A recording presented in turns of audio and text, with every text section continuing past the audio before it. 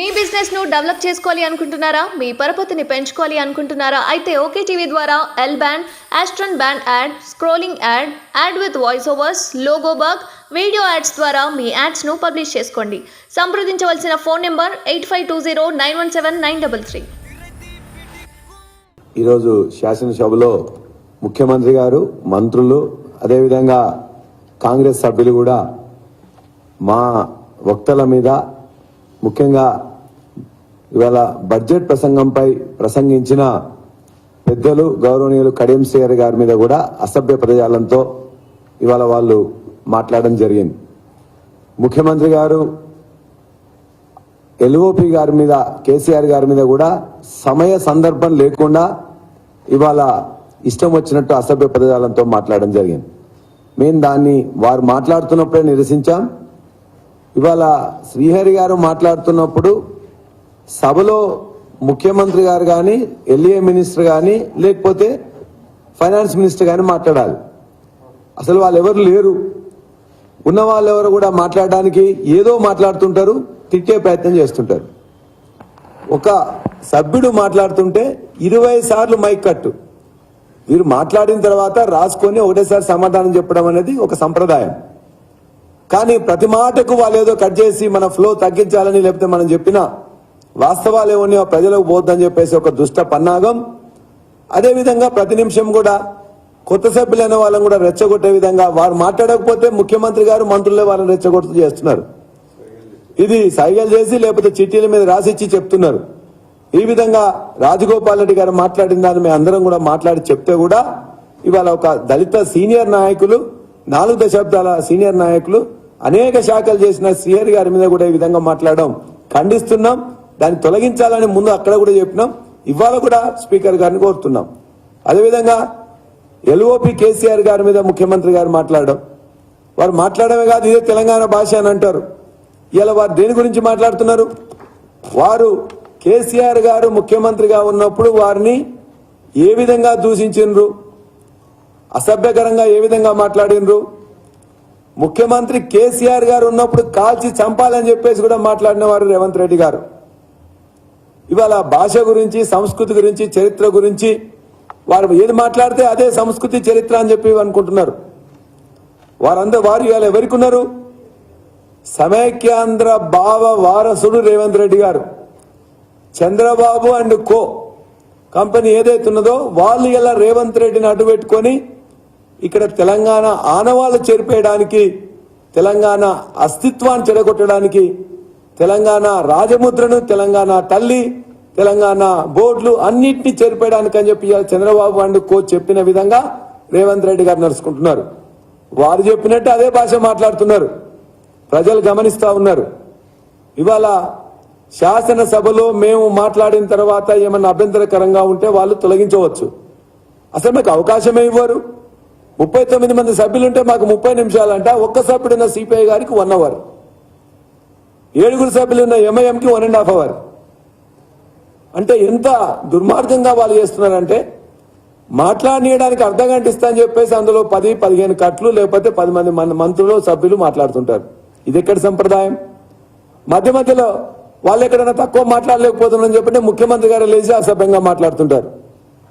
అది తెలంగాణ భాష కాదు.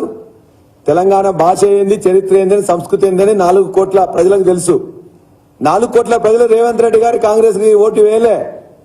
1.6, 1.7% మాత్రమే మాకంటే వారికి ఓట్లు ఎక్కువేసిండ్రు.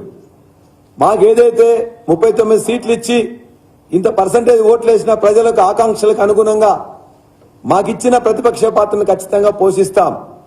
ఏదైతే 6 హామీలు, 6 గ్యారంటీలు, 13 హామీలు ఇవ్వాలని చెప్పి మా శ్రీహరి గారు చెప్పిండ్రో అవి చేసేదాకా కూడా ఖచ్చితంగా నిలబడి ఖచ్చితంగా అడుగుతాం, నిలదీస్తాం, అవసరమైతే పోరాటం చేస్తాం.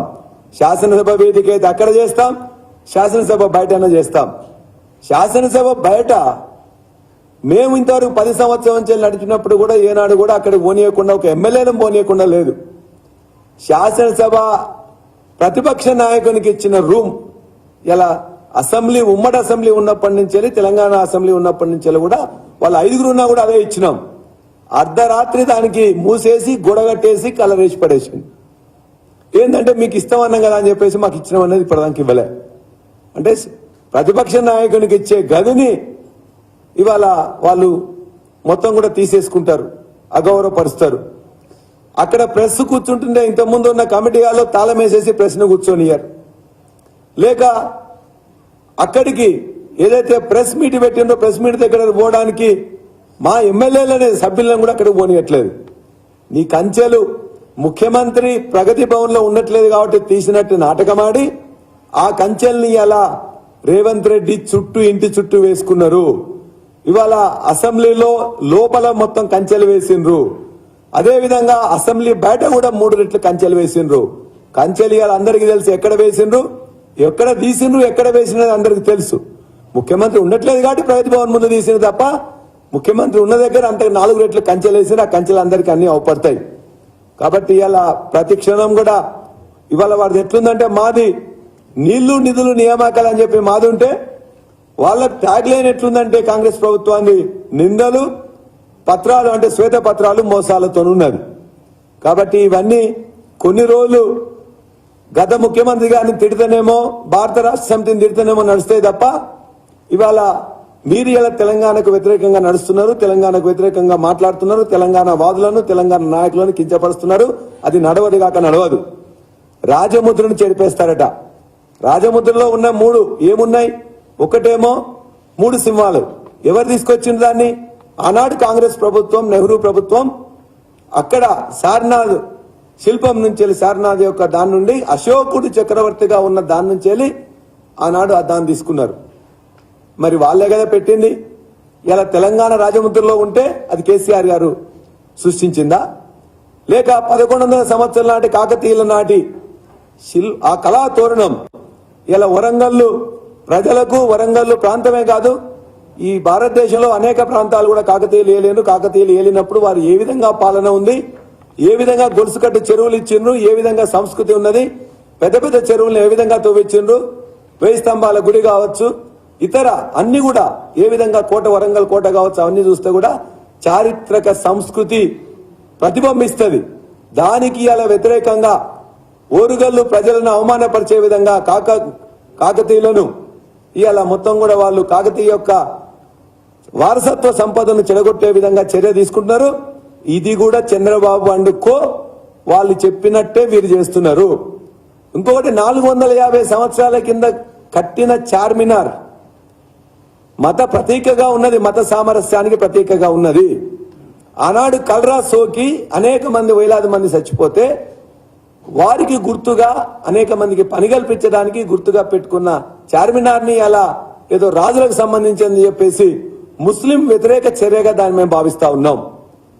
అదేవిధంగా శ్రీహరి గారు మాట్లాడుతున్నప్పుడు రాజముద్ర గురించి అక్కడ ఉన్న సభ్యులు మాట్లాడుతుంటారు.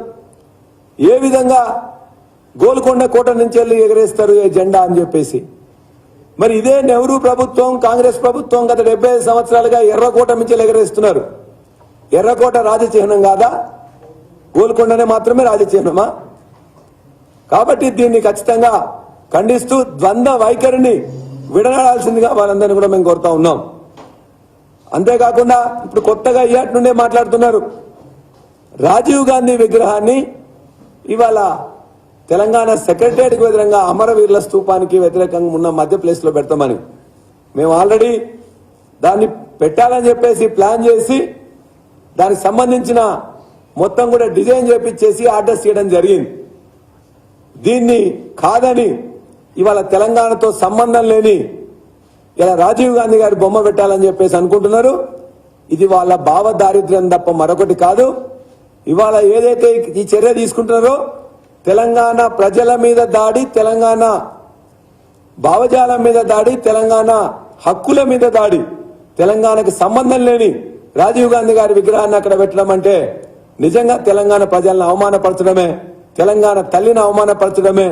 తెలంగాణ మొత్తాన్ని కూడా ఇప్పటికే అనేక పేర్లు పెట్టారు. వాళ్ళు పెట్టిన దానికంటే పక్కనే ఇందిరాగాంధీ గారి విగ్రహం ఉన్నది, మరో చోట రకరకాల వాళ్ళ యొక్క కాంగ్రెస్ నాయకుల విగ్రహాలు ఉన్నాయి. మేము మా విగ్రహాలు కానీ ఇంకోరి కానీ 10 సంవత్సరంలో పెట్టలే. అనేక మంది దేవతల పేర్లు పెట్టినాం, కాళోజీ గారి పేరు పెట్టుకున్నాం, జయశంకర్ గారి పేరు పెట్టుకున్నాం, కొండా బాబూజీ గారి పేరు పెట్టుకున్నాం, పివి నరసింహరావు గారి పేరు పెట్టుకున్నాం. తెలంగాణ మేధావుల పేర్లు తెలంగాణ ఉద్యమకారుల పేర్లు తెలంగాణ భావకుల పేర్లు పెట్టుకున్నాం తప్ప ఇలా భావదారిద్ర్యంతో కాంగ్రెస్ మళ్ళా రాజీవ్ గాంధీ గారి పెడుతున్నారంటే ఇది నిజంగా తెలంగాణ ప్రజలు మేధావులు ఆలోచించాలి. తెలంగాణ ప్రభుత్వం వెంటనే స్పందించి ఇక్కడ పెట్టకూడదని చెప్పేసి మేము డిమాండ్ చేస్తున్నాం. విరమించుకోవాలని కోరుతున్నాం. తెలంగాణ తల్లిని అవమానించొద్దని కోరుతున్నాం. తెలంగాణ భావజాలం మీద దాడి చేయొద్దని చెప్పేసి ఇలా కాంగ్రెస్ ప్రభుత్వాన్ని మేము కోరుతా ఉన్నాం. కాబట్టి ఇవాళ తెలంగాణ అసెంబ్లీలో మా గొంతు నొక్కుతా ఉన్నారు. తెలంగాణ అసెంబ్లీ పరిధిలో మమ్మల్ని నడవకుండా చేస్తా ఉన్నారు. ఇవాళ ముళ్ళ కంచెలు ఒక దగ్గర తీసినామని చెప్పి 3 చోట్ల విపరీతంగా ముళ్ళ కంచెలు వేసిండ్రు. కంచెలు, ఆంక్షలు, బూతు పదాలు వీటితోని ఇలా ఈ ప్రభుత్వం బుల్డోజ్ చేద్దామంటే నడవదు. నిన్ననే నల్గొండలోనే గత కేసీఆర్ గారు ప్రతిపక్ష నాయకులు అన్నిటికీ కూడా సవాళ్లకు సమాధానాలు చెప్పిండ్రు. మీరు బయట ఏం మాట్లాడతారో దానికి సిద్ధంగా మేము ఉన్నాం. సభా సాంప్రదాయాలకు అనుగుణంగా భాష మంచిది వాడి అక్కడ మాట్లాడాలి. దానికి ఎంతైనా మేము సిద్ధపడతాం.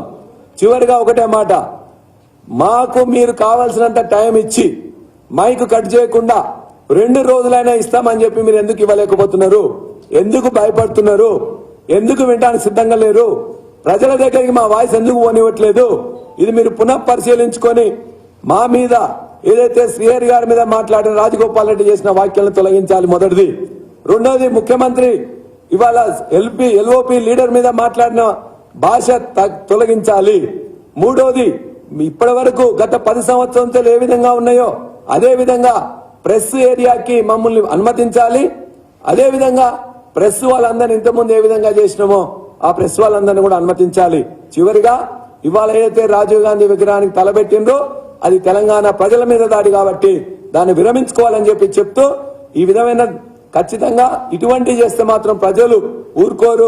ప్రజల భావోద్వేగాలతో ఆడుకోవద్దని కూడా మేము హెచ్చరిస్తా ఉన్నాం.